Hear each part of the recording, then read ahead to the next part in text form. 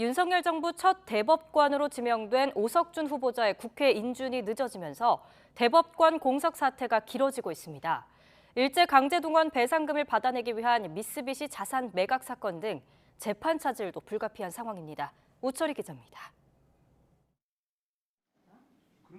김재형 전 대법관이 물러난 지난 4일 이후 후임 대법관 자리는 비어 있습니다. 임명 동의안 제출 한 달, 인사청문회 종료 보름이 지나도록 오석준 대법관 후보자에 대한 국회 인준이 제자리이기 때문입니다. 과반 의석을 가진 더불어민주당 내 반대 기류가 만만치 않습니다. 윤석열 대통령과의 친분 논란에 800원 횡령 버스기사 해고는 적법하고 85만 원 향응 검사 면직은 부당하다는 과거 판결이 특히 발목을 잡았습니다. 대체로 한 방향을 띠고 있습니다. 실제 판결은 사회적 약자들에 대해서는 별로 몰입을 안 하시고요.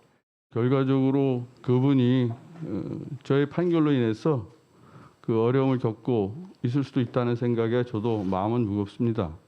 김건희 여사 특별검사법과 이재명 대표 기소 등으로 인한 어지러운 정국이 악재로 겹치고 다음 달 초엔 국정감사까지 시작되면서 자칫 인준 처리 지연이 장기화할 가능성도 배제할 수 없습니다. 대법관 후보자에 대한 인준 난항은 과거에도 여러 차례 있었습니다.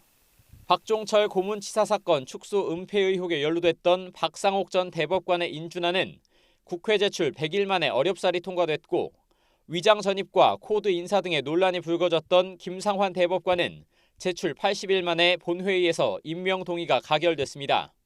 대법관 공백은 곧바로 현실적인 문제로 이어집니다.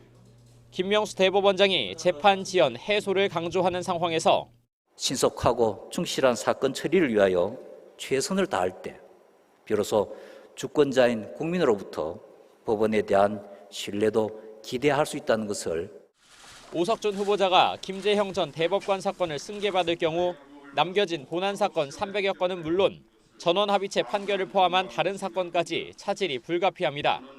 특히 김재형 전 대법관이 처리를 미룬 일제 강제동원 배상금 관련 미쓰비시 상표권 매각 사건도 다시 들여다봐야 하는데 언제 대법원 결정이 나올지 예측이 어려운 상황입니다.